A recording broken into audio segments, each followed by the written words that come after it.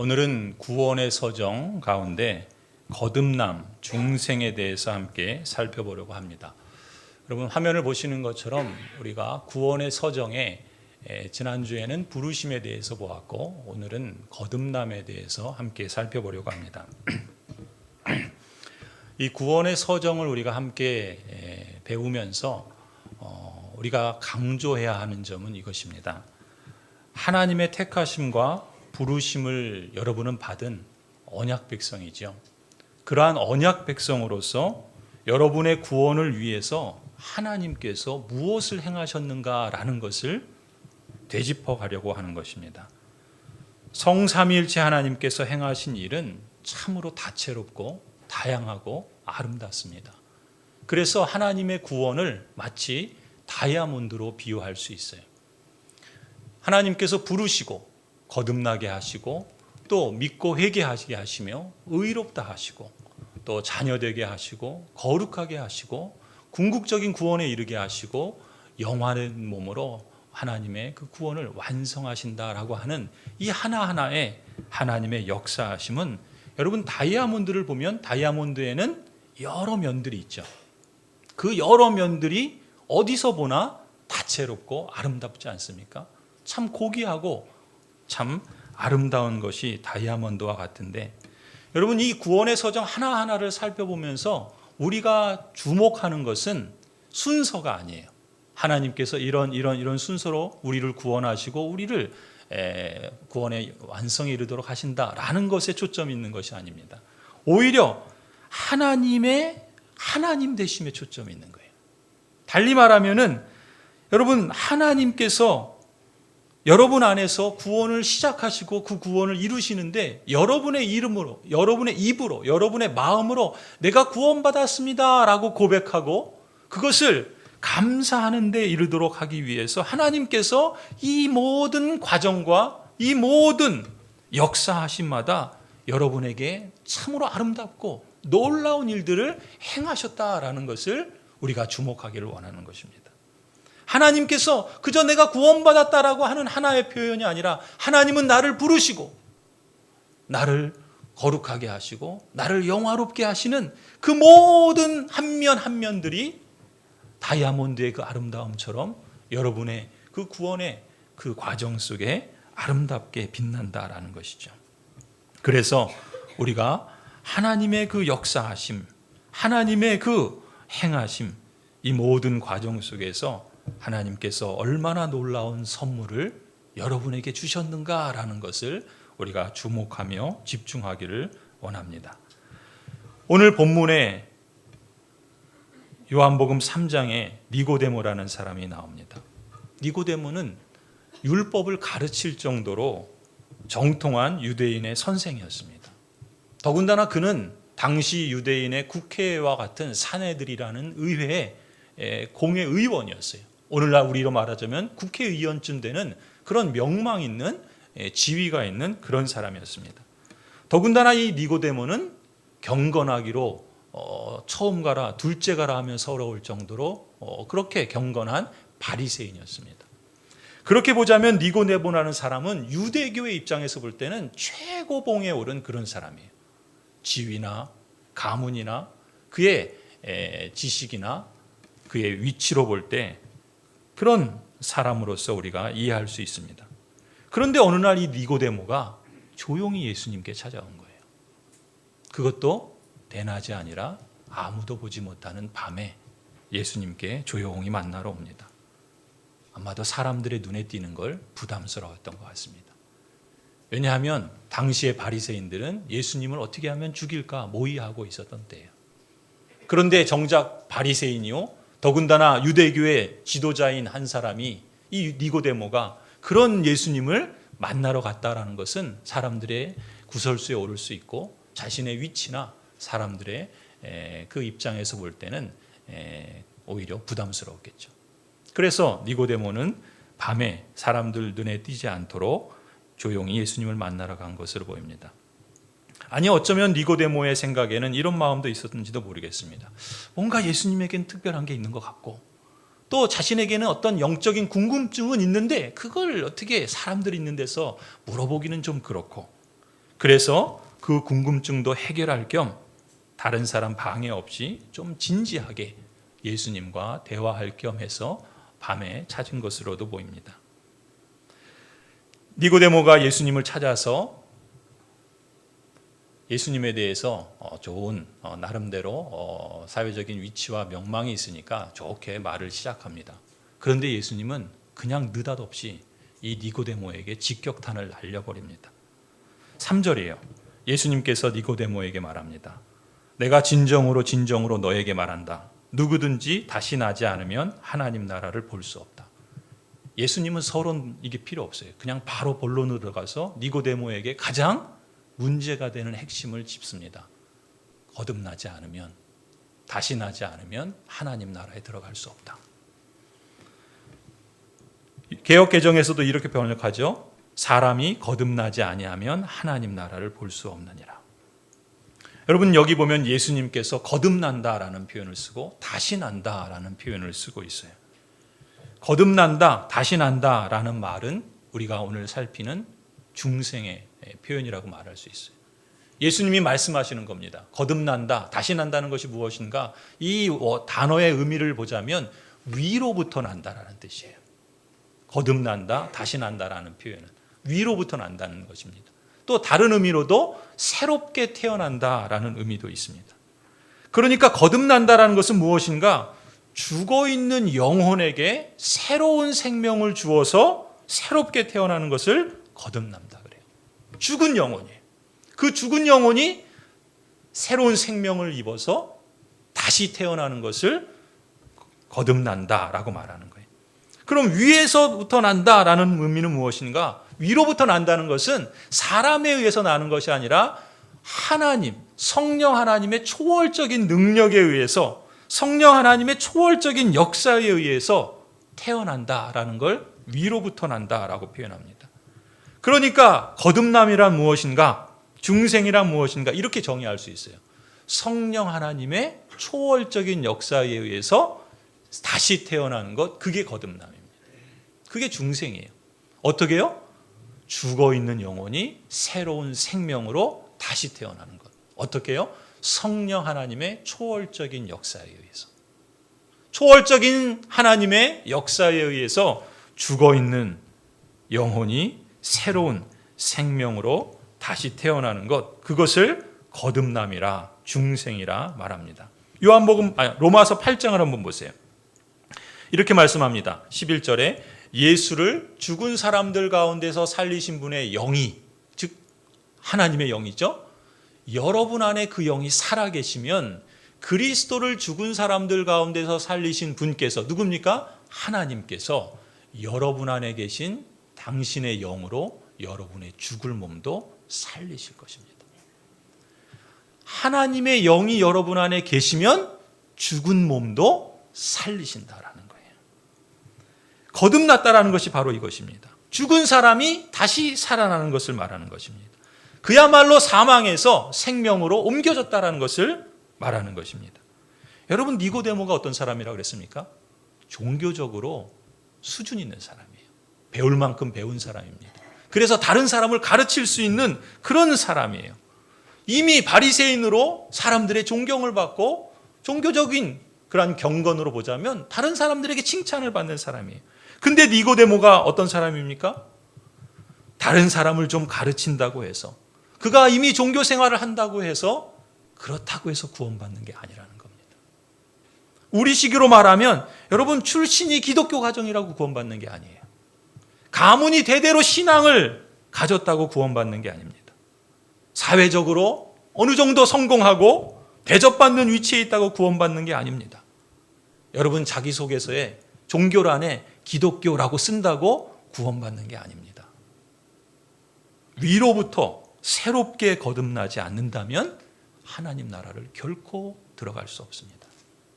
거듭남은 이렇게 중요한 것이죠. 결정적인 것입니다.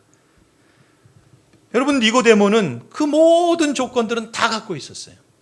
사회적으로, 종교적으로, 경제적으로, 정치적으로. 그러나 그는 정작 거듭남을 체험하지 못한 사람이었습니다. 예수님께서 그걸 간파하신 거예요. 그래서 예수님은 직접적으로 물으신 겁니다.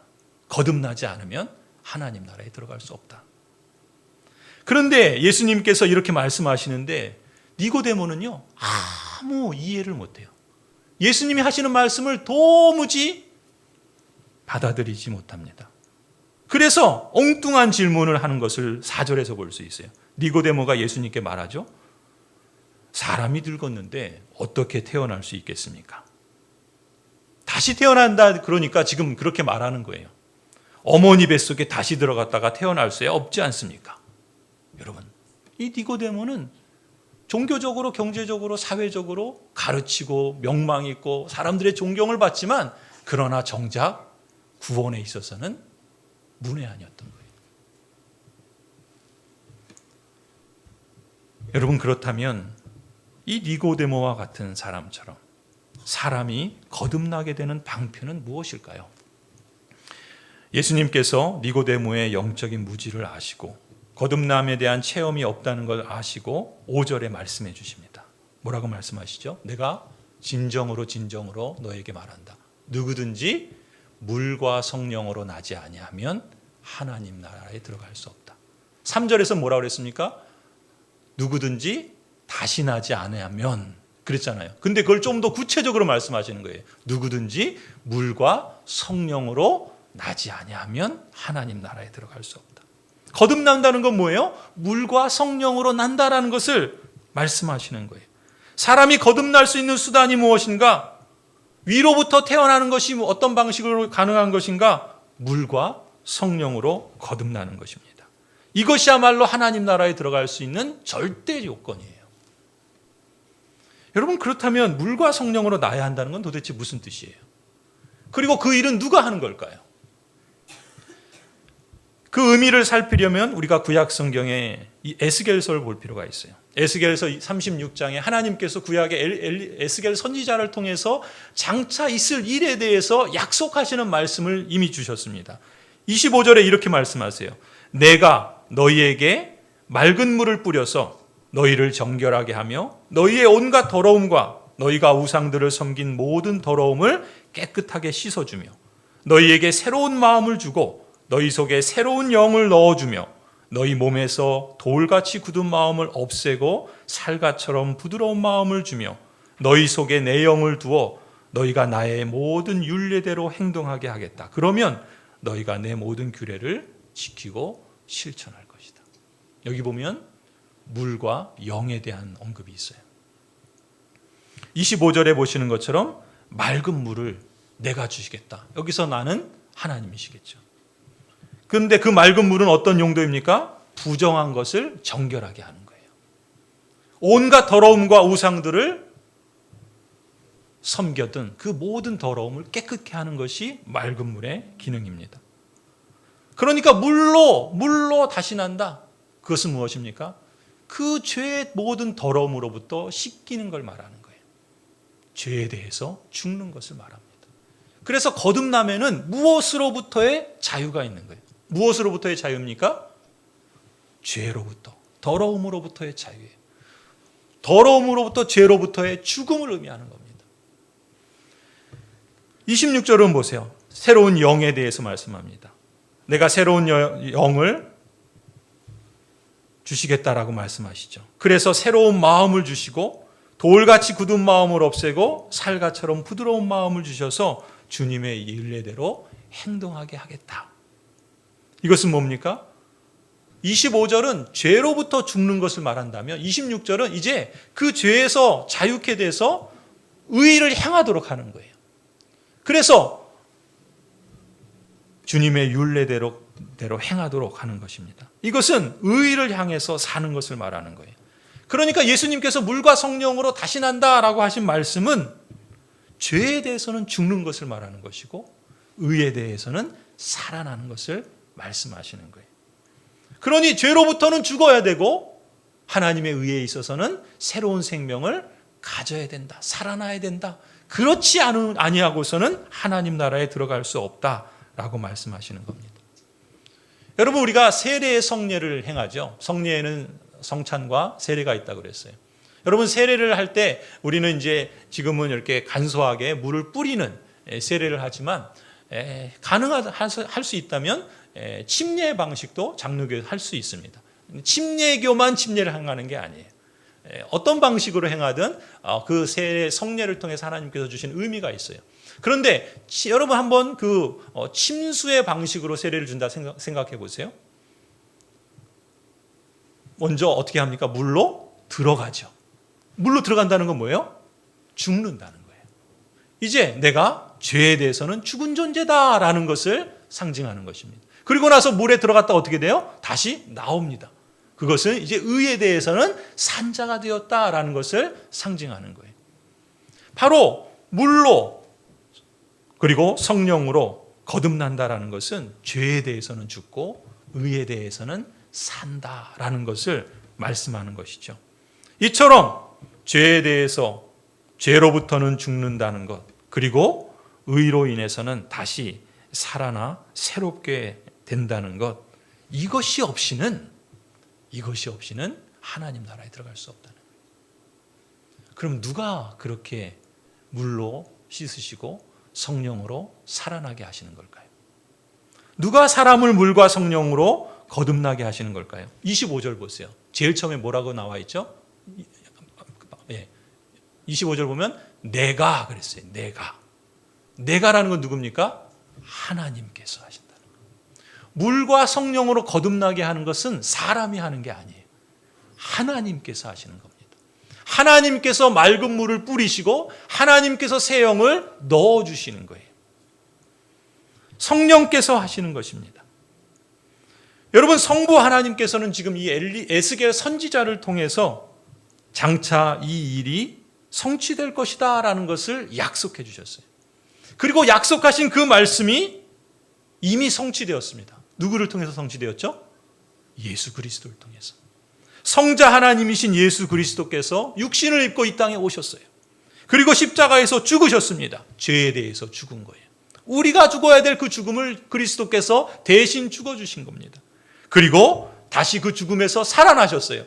의에 대해서 살아나심으로써 그리스도에 연합되어 있는 우리를 다시금 새 생명 가운데 살리신 것이죠.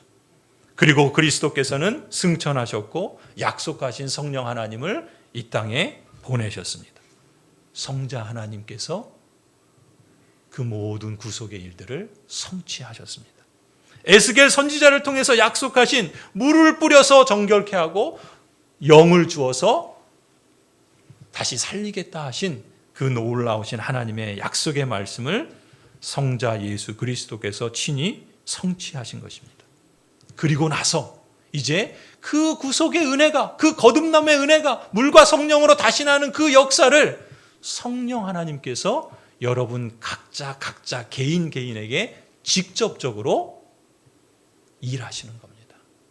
그래서 성령 하나님께서 여러분 한 사람 한 사람을 직접적으로 거듭나게 하시는 거예요. 물로 정결케 하시고 성령으로 새롭게 태어나게 하심으로 말이죠. 그래서 사도 베드로는 오순절에 즉 성령 강림의 사건을 경험하고 하나님께서 그 모든 약속하신 것을 성취하신 것을 통해서 이렇게 선포합니다. 사도행전 2장이에요. 회개하십시오. 그리고 여러분 각 사람은 예수 그리스도의 이름으로 세례를 받으십시오. 죄의 용서를 받으십시오. 그리하면 성령을 선물로 받을 것입니다.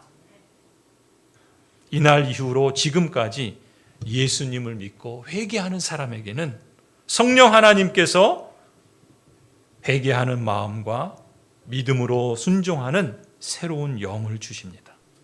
이처럼 성령 하나님의 주권적인 역사로 인해서 중생의 씻음과 성령의 새롭게 하심을 체험하는 것이 가능해진 것입니다. 성도 여러분, 하나님 나라에 들어갈 수 있는 유일한 수단은 중생의 씻음과 성령의 새롭게 하심 외에는 없습니다. 물과 성령으로 거듭나야 하나님 나라에 들어갈 수 있습니다. 하나님 나라의 생명인 영생을 얻을 수 있습니다.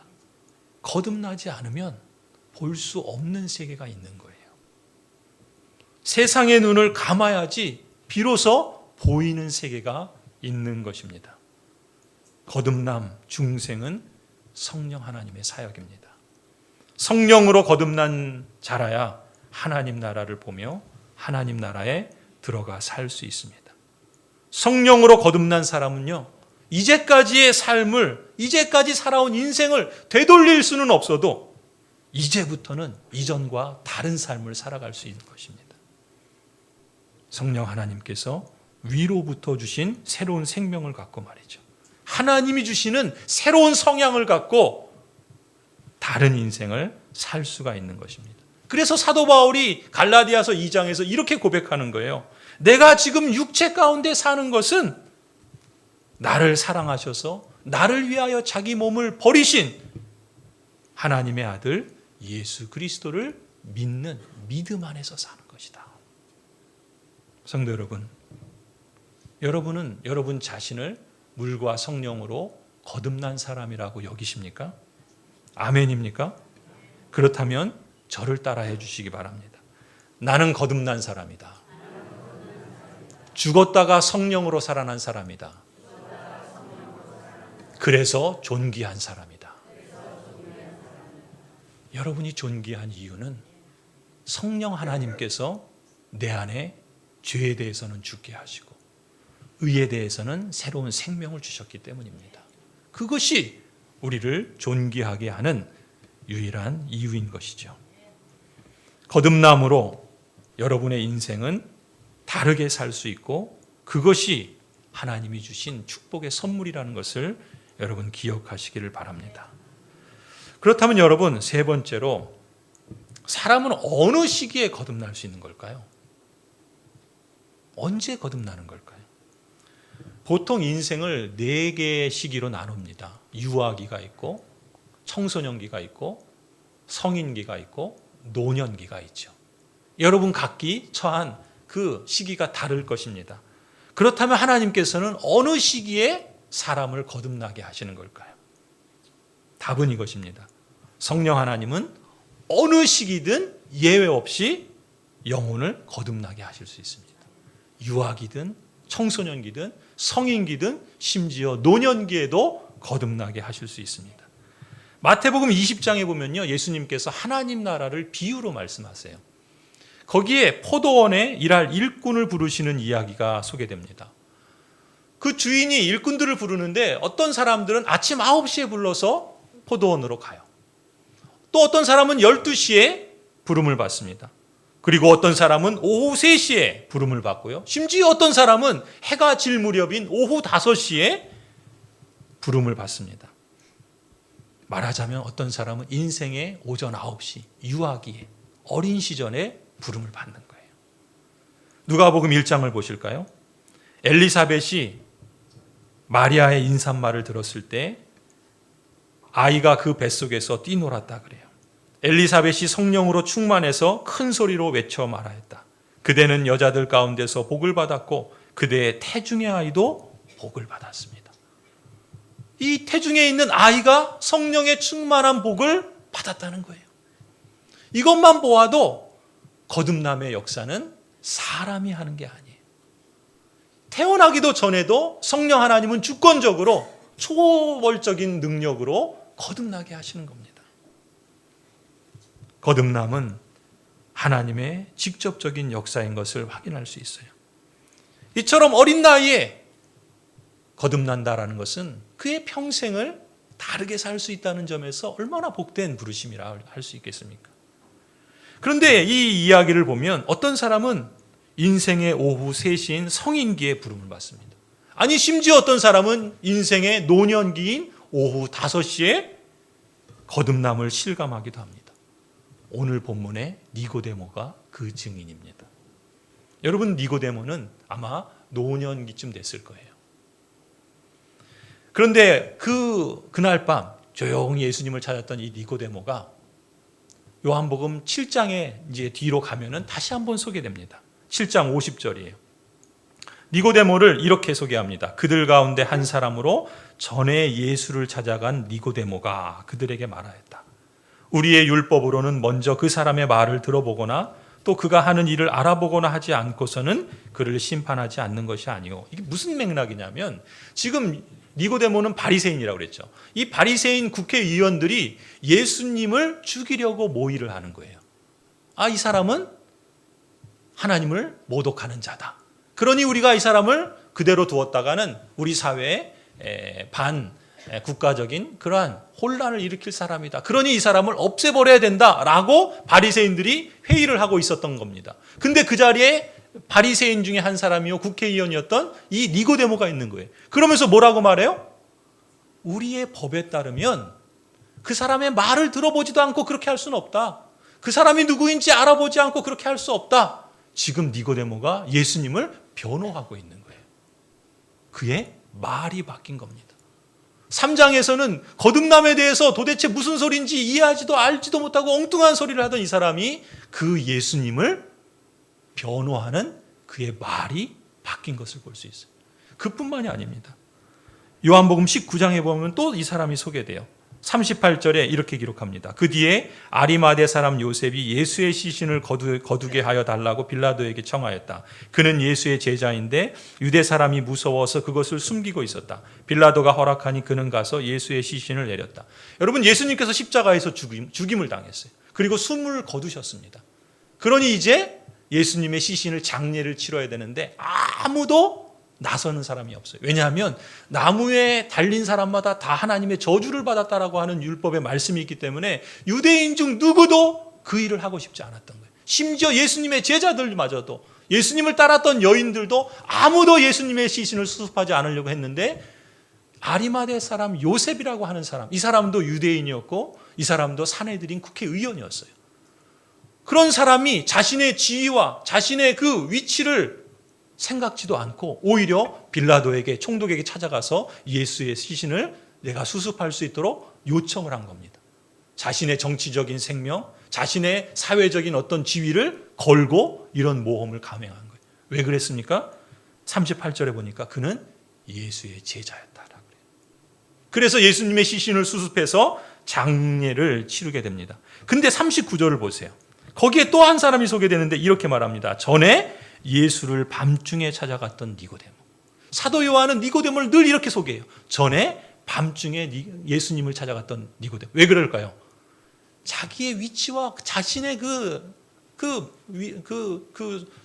바리새인으로 된 위치에서는 밤에 찾아갈 수밖에 없었던 거예요. 사람들에게 띄고 싶지 않았던 거죠. 그런 사람이 어떻게 해요? 모략에 침향을 섞은 것을 100근쯤 가지고 왔어요. 그리고 40절 그들은 누굽니까? 이 아리마대 사람 요셉과 니고데모가 예수님의 시신을 모셔다가 유대 사람의 장례 풍속대로 장례를 치러줍니다. 니고데모의 행동이 바뀐 거예요. 그의 말이 바뀌고 그의 행동이 바뀐 것입니다. 제가 잠시 후에 보겠지만 여러분, 거듭남의 특징 중에 하나는 뭐냐면 성향이 바뀝니다. 내적인 성향이 바뀌어요. 그 내적인 성향은 우리의 영혼이 5개의 기능을 하는데 그 5개의 기능 가운데 지성이 있고 감정이 있고 의지가 있고 양심이 있고 기억이 있어요. 그런 영혼이 작용하는 데 있어서 그 영혼이 일하도록 움직이도록 배후에서 조정하는 힘을 성향이라고 그래요. 거듭난 사람에게 드러나는 특징 중에 하나는 그 성향이 바뀌는 겁니다. 니고데모가 지금 어떤 사람이었습니까?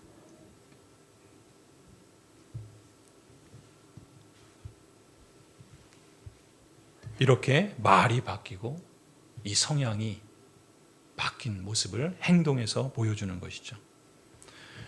여러분, 니고데모에게 이런 내적인 성향의 변화, 예수님을 믿고 따르는 거듭난 사람의 증거가 아니고 무엇이겠습니까? 여러분도 지금 이 자리에 앉아 계신다. 그리고 하나님께 예배드린다. 그리고 하나님의 말씀을 듣고 하나님을 찬송하고 신앙의 고백을 하고 하나님께 나와 앉아 있다라고 하는 이 사실은요, 부인할 수 없는 사실이죠. 바로 여러분이 하나님의 일반적인 부르심을 받고 또한 효과적인 부르심을 받은 사람이라는 증거라고 저는 봅니다. 그래서 성령 하나님께서 여러분의 그 인생의 후반기에 니고데모를 부르셔서 거듭나게 하신 것처럼 여러분에게도 동일한 은혜의 선물을 주시기 위한 기회다라고 믿습니다. 여러분 중에는 이미 거듭남의 은혜를 실감하시고 그것을 믿고 받아들인 분들도 계실 겁니다. 혹 여러분 중에 아직 긴가민가 하신 분들이 있다면 여러분이 지금 이 자리에 있다라고 하는 그 사실이 여러분이 그 은혜의 자리에 있다라는 것을 여러분 인식하시길 바랍니다. 시편 65편 4절 말씀에 오늘 제가 예배를 시작하면서 읽어드린 말씀입니다. 주께서 택하시고 가까이 오게 하신 사람은 복이 있는 사람이에요. 주님께서 택하시고 가까이 오게 하셨기 때문에 그렇습니다. 그래서 주님의 뜰에 머물게 하신 그 사람은 복이 있는 사람입니다. 여러분은 이미 그 은혜의 자리에 들어와 있다라는 사실을 여러분 가볍게 여기지 마십시오. 그래서 아직 긴가민가 하신 분들이 있다면 이렇게 기도해 보시기 바랍니다. 그러면 누가복음 11장의 약속의 말씀대로 여러분에게 이루어 주실 것입니다. 저를 따라해 주시겠습니까? 성령 하나님, 나에게도 거듭남의 선물을 주시옵소서. 여러분은 인생이 악해도 자식이 무엇인가를 달라고 요청하면 좋은 것을 줄 아는데 하물며 하늘에 계신 그 선하신 하나님, 그 자비로우신 하나님, 오늘 우리가 제네바 교리 문답에서 말한 것처럼 그러한 하나님께서 자식이 구하는 것을 주시지 않겠습니까? 거듭남은 오직 성령 하나님이 주시는 역사요 선물인 줄 믿습니다. 마지막으로 여러분 거듭남의 일이 그렇다면 나에게 일어났다는 것을 여러분 어떻게 알 수 있을까요? 거듭남의 특징 3가지를 우리가 함께 살펴보려고 합니다. 여러분 주보에 보시면 우리 마레기세 나눔지가 있죠. 매주 제가 설교하는 내용의 내용들을 거기에 담아두고 있는데 거기에 보시면 거듭남의 특징 4번이 있어요. 거기에 3가지가 있는데 모두 가로를 해놨죠. 하나씩 거듭난 사람의 특징이 무엇인가, 이 거듭남의 이 특징이 무엇인가를 여러분 주목하시길 바랍니다. 첫 번째 거듭남은요, 전적으로 성령 하나님의 역사입니다. 전적으로 성령 하나님의 역사예요. 요한복음 3장 8절 보실까요? 오늘 본문에 보면 예수님께서 니고데모에게 이렇게 설명해 주십니다. 바람은 불고 싶은 대로 분다. 너는 그 소리는 듣지만 어디에서 와서 어디로 가는지는 모른다. 성령으로 태어난 사람도 다 이와 같다. 무슨 얘기입니까? 여러분 바람을 우리가 통제할 수 있습니까? 없어요. 그 움직임이 우리가 파악할 수 있습니까? 없습니다. 근데 우리가 어떻게 알 수 있어요? 바람이 불어서 나뭇잎이 움직이는 걸 보면 아 바람이 불었구나. 바람이 불어서 내 몸을 스치는 걸 느끼면 아 바람이 불었구나. 바람 부는 소리와 바람이 불어 나뭇잎 흔들리는 모습을 통해서 우리가 바람을 인식하는 것처럼 성령 하나님의 임재도 마찬가지입니다. 우리가 성령 하나님을 감히 통제할 수 없어요. 성령 하나님을 다 이해할 수 없습니다. 그렇지만 그렇다고 해서 우리가 성령 하나님의 임재와 그 역사하심을 체험할 수 없는 게 아니에요. 왜냐하면 성령 하나님께서 활동하시는 곳에는 의심할 여지 없이 그 영향력들이 나타나기 때문에 그렇습니다. 거듭남은 전적으로 성령 하나님의 역사. 그것이 첫 번째 특징이에요. 두 번째는요, 거듭남은 근본적인 성향의 변화입니다. 여러분, 영국의 로이드 존스 목사님이 계시는데 이분은 거듭남의 특징 몇 가지를 이렇게 강조합니다. 첫 번째, 거듭남으로 인해서 인간의 부패한 본성 전체가 완전히 바뀌는 것은 아니라는 거예요. 무슨 얘기냐면 여러분 우리가 거듭났다고 새롭게 태어났다고 갑자기 신이 되는 게 아닙니다. 갑자기 천사가 되는 게 아니에요. 여러분 영혼의 기능이 지성이 있다고 그랬죠? 여러분 우리가 거듭났다고 우리의 지성이 갑자기 천재가 되는 게 아니에요. 우리의 의지가 갑자기 하나님 천사처럼 하나님만 받드는 게 아닙니다. 우리의 감정이 천사처럼 그렇게 늘 기뻐할 수 있는 게 아니에요. 거듭났다고 해서 사람이 신이 되거나 천사로 변하는 것은 아닙니다. 거듭남으로 인해서 우리의 영혼의 기능이 본질이 거기에 무엇이 더해지거나 거기에 있던 것이 없어지는 것도 아니에요. 오히려 거듭남으로 인해서 새로운 영적인 삶의 원리가 여러분 안에 심겨지는 겁니다. 여러분의 영혼을 지배하는 성향의 근본적인 변화가 일어나는 거예요. 거듭남은 근본적인 성향의 변화입니다. 성령으로 거듭난 사람에게는 이러한 변화가 나타납니다. 이걸 조금 더 구체적으로 이렇게 표현할 수 있어요. 디도서 3장을 보실까요? 우리도 전에는 어리석고 순종하지 아니하고 미혹을 당하고 온갖 정욕과 향락의 종노릇하고 악의와 시기심을 가지고 살고 남에게 미움을 받고 서로 미워하면서 살았습니다. 이것이 뭐예요? 거듭나기 전에 부패한 본성에 따라서 사는 인생의 모습입니다. 지적으로 어리석어요. 의지적으로 왜곡되어서 순종하지 않습니다. 감정적으로 쉽게 미혹에 당하기도 하고, 또 우리의 양심이 화인맞으면 정욕과 향락의 종로로 탈 수도 있습니다. 악의와 시기심에 빠지기도 하고 남에게 미움을 받기도 하고 서로를 미워하면서 살기도 하는 것이 거듭나기 전에 부패한 본성의 작용입니다. 그런데 4절 보세요. 그러나 우리의 구주이신 하나님께서 그 인자하심과 사랑하심을 나타내셔서 우리를 구원하셨습니다. 달리 표현하면 우리를 거듭나게 하셨습니다. 거듭나게 하신 것은 우리의 행한 의로운 일 때문이 아니라 5절 그의 자비하심을 따라 거듭나게 씻어주심과 성령으로 새롭게 해주심으로 말미암은 것입니다. 그래서 어떻게 합니까? 6절 하나님께서 성령을 예수 그리스도로 말미암아 우리에게 풍성하게 부어주셨습니다. 여러분 보세요. 성삼위일체 하나님께서, 성부 하나님께서 성자 예수 그리스도로 말미암아 성령 하나님을 우리에게 풍성하게 부어주셨다. 이게 거듭남인 거예요. 이게 하나님의 은혜로운 역사인 거예요.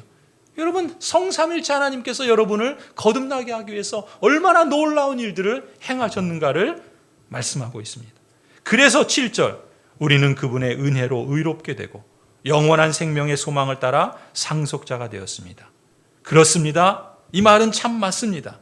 그래서 나는 그대가 이러한 것을 힘있게 주장해서 하나님을 믿는 사람으로 하여금 선한 일에 전념하게 하기를 바랍니다. 선한 일은 아름답고 사람에게 유익합니다. 내적인 성향이 바뀐 거예요. 그리고 그의 삶의 전체적인 경향이 달라지는 것입니다. 여러분 가령 이 디도서를 쓴 사도 바울은 어떤 사람이었습니까? 거듭나기 전에는 예수님 믿는 사람들을 하나님을 모독하는 사람이라고 다 죽이려고 앞장섰던 사람입니다. 자신의 모든 열정과 지식과 힘을 동원해서 교회를 박멸하려고 위협과 살기가 등등했던 사람입니다. 그런 사람이 다메섹으로 내려가다가 예수 그리스도를 만나게 되죠. 그리스도를 만난 이후에 사도 바울은 변합니다. 복음을 싫어하고 교회를 핍박하던 사람이 복음을 증거하고 교회를 개척하고 오히려 세우는 사람으로 변화가 됩니다. 그야말로 하나님을 믿는 사람으로 선한 일에 전념하게 됩니다. 하나님 보시기에 아름답고 사람에게 유익한 일을 하는 그러한 변화된 모습으로 나타난 것이죠. 성도 여러분, 저 역시도 고2 무렵에 예수 그리스도를 인격적으로 만나고 하나님의 성령께서 저를 거듭나게 하셨을 때 제 삶의 가장 큰 질문은 이것이었습니다. 그렇다면 나는 어떻게 무엇을 하면 살아야 할 것인가? 어떻게 무엇을 하며 하나님을 기쁘시게 할 것인가? 그렇게 저의 삶의 방향들을 하나님께 물으며 그 길을 찾고 구했던 것이죠. 성도 여러분, 여러분이 거듭난 사람으로서 어쩌면 여러분의 능력이나 지식이나 열정 같은 감정은 그대로일지 몰라요. 그러나 여러분이 거듭난 사람이라고 한다면 그걸 사용하는 방향이 바뀌게 됩니다. 여러분의 관심이, 여러분의 사고방식이, 여러분의 그 전체적인 인생의 경향이 이제 정반대 방향으로 변한 것을 발견하실 수 있습니다. 여러분 그걸 발견하십니까? 여러분 우리 매주 우리 여전도 회원들이 섬기고 있는 것처럼 우리가 오늘 이 예배당에서 깨끗하고 아름다운 환경에서 예배를 드릴 수 있는 것은 우리 여전도 회원들이 이 장소를 깨끗하게 청소를 해주고 또 잘 정리해 주기 때문에 가능한 것이라 믿습니다. 참 감사한 일이죠. 어제도 여전도 회장님이 끝까지 마무리를 하고 또 쓰레기를 비우는 일까지 남아서 성심껏 감당해 주시는 모습을 봅니다. 참 하나님 보시기에 아름다운 모습이죠. 참 사람에게 유익한 선한 일이지 않습니까? 여러분, 거듭남은 우리의 내적인 성향을 바꾸어 놓습니다. 하나님 보시기에 아름답고 사람에게 유익한 일들을 행하도록 우리를 이끌어 갑니다. 그것이 거듭난 사람의 특징 중에 하나라는 것이죠. 그래서 거듭남으로 얻게 된 새로운 성향은 여러분의 지성을, 여러분의 감정을, 여러분의 의지를 새롭게 하셔서 전 인격에 영향을 주고 그리스도의 장성한 분량에까지 자라고 성숙하도록 여러분을 이끌어 주리라 믿습니다. 세 번째 거듭남의 특징은요, 거듭남은 결코 잃어버릴 수 없습니다. 결코 잃어버릴 수 없어요. 왜 그럴까요? 사람의 일이 아니라 성령 하나님이 하시는 일이기 때문에 그렇습니다. 요한복음 10장 27절 보세요. 예수님이 이렇게 말씀하십니다. 내 양들은 내 목소리를 알아듣는다. 나는 내 양들을 알고 내 양들은 나를 따른다. 나는 그들에게 영생을 준다. 그들은 영원토록 멸망하지 아니할 것이요. 또 아무도 그들을 내 손에서 빼앗아가지 못할 것이다. 그들을 나에게 주신 내 아버지는 만유보다 더 크시다. 그러니 아무도 아버지의 손에서 그들을 빼앗아갈 수 없다. 거듭남은, 중생은 빼앗기지 않습니다. 잃어버릴 수 없습니다. 여러분, 물론 거듭난 사람도 일시적으로 죄에 빠질 수 있어요. 그래서 거듭난 사람인가라고 의구심이 들 수 있을 그럴 정도의 모습을 나타내기도 합니다. 그런데 요한 1서 3장 9절 말씀을 보세요. 하나님에게서 난 사람은 누구나 죄를 짓지 않습니다 라고 말해요. 여러분, 죄를 짓잖아요.